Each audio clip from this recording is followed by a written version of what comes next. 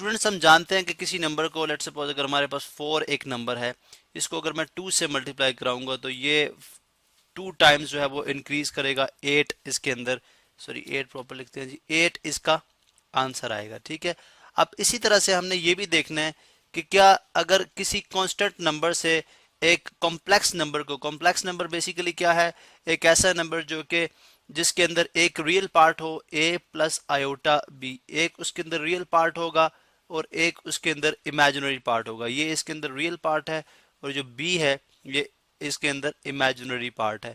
अब आयोटा क्या है, आयोटा आप जानते हैं कि ऐसी इक्वेशंस यानी X square plus 1 is equal to 0, इस तरह की इक्वेशंस का सोल्यूशन सेट जो कि जिसकी वैल्यू स्क्वायर रूट -1 होती है वो आयोटा कहलाता है। इन अदर वर्ड्स हम ये कह सकते हैं कि अगर हम इस x की जगह एक ऐसा नंबर डालें कि हमारे पास right hand side left hand side के इक्वल आ जाए, या इसको सॉल्व करने पे हमारी जो एक्स स्क्वायर प्लस 1 है 0 के इक्वल हो जाए, वो वैल्यू जो है वो कहलाती है हमारे पास स्क्वायर रूट -1 या -1 का स्क्वायर रूट।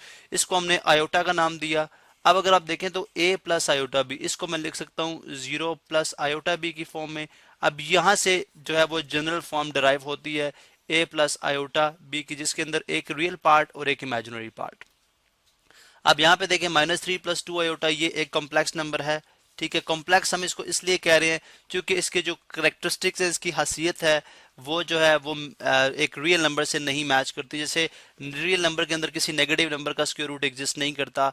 ठीक है, इसी तरह से अगर आयोटा का स्क्वायर किया जाए तो आयोटा स्क्वायर किसके इक्वल आता है, -1 के इक्वल आता है। और हमारे पास रियल नंबर में कोई ऐसा नंबर मौजूद नहीं है जिसका स्क्वायर जो है वो -1 हो। तो इन जो है करेक्टरिस्टिक्स की बिना पे हमने ये बात की कि ये एक कॉम्प्लेक्स नंबर है, रियल नंबर नहीं है। अब इसी तरह से हमारे पास -3 + 2 आयोटा, अगर आप देखें तो a प्लस आयोटा b की फॉर्म में ये नंबर गिवन है। हमने देखना ही है कि अगर हम इससे कोई कांस्टेंट नंबर जैसे -4 है, इसी तरह 1/2 है, क्या इसको इनको मल्टीप्लाई कराएं तो क्या ये सिर्फ रियल पार्ट से मल्टीप्लाई होंगी या कॉम्प्लेक्स पार्ट से भी मल्टीप्लाई होंगी या इमेजिनरी पार्ट से भी मल्टीप्लाई होंगी।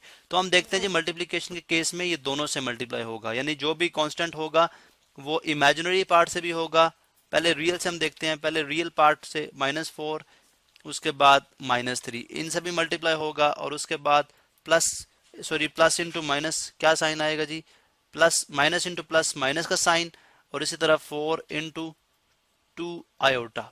ठीक है, अब इसको सॉल्व करने पे माइनस इंटू माइनस आप जानते हैं प्लस होता है, +12 और -4 2 8 आयोटा। तो इन सिंपल वर्ड्स हम ये देखना चाह रहे थे कि जो स्केलर मल्टीप्लिकेशन होती है उसमें जो स्केलर होगा, स्केलर हम इसको इसलिए कह रहे हैं कि ये नंबर ऐसा नंबर है जिसकी कोई डायरेक्शन नहीं है, किसको सिम्त नहीं है, सिर्फ एक क्वांटिटी है, एक मिकदार है, इसलिए हम इसको स्केलर कह रहे हैं। तो स्केलर मल्टीप्लिकेशन बेसिकली ये होती है कि जब आप किसी कांस्टेंट नंबर को मल्टीप्लाई कराएंगे एक कॉम्प्लेक्स नंबर से तो वो रियल पार्ट से भी मल्टीप्लाई होगा और इमेजिनरी पार्ट से मल्टीप्लाई होगा। और इसी तरह से यहाँ पे भी आप बिल्कुल ऐसे ही करेंगे, 1/2 जो है वो मल्टीप्लाई होगा -4 के साथ भी, और इसी तरह +1/2 जो है मल्टीप्लाई होगा 16 आयोटा के साथ भी। तो 2 1 टाइम्स 2 2 2 टाइम्स 4, ये आ जाएगा -2 इंटू 1 -2 और यहाँ पे 2 1 टाइम्स 2 और 2 8 टाइम्स 16, तो ये आ जाएगा +8 आयोटा। इस तरह से आपने देखा कि हमारे पास सॉल्व करने पे अगेन वो एक रियल पार्ट और एक इमेजिनरी पार्ट में आया, यहाँ पे भी एक रियल पार्ट और एक इमेजिनरी पार्ट में आया। तो इस तरह से स्केलर मल्टीप्लिकेशन के केस में आप जब भी स्केलर मल्टीप्लिकेशन करेंगे, किसी आप कॉम्प्लेक्स नंबर को एक कांस्टेंट से मल्टीप्लाई कराएंगे तो रियल और इमेजिनरी पार्ट दोनों ही मल्टीप्लाई होंगे।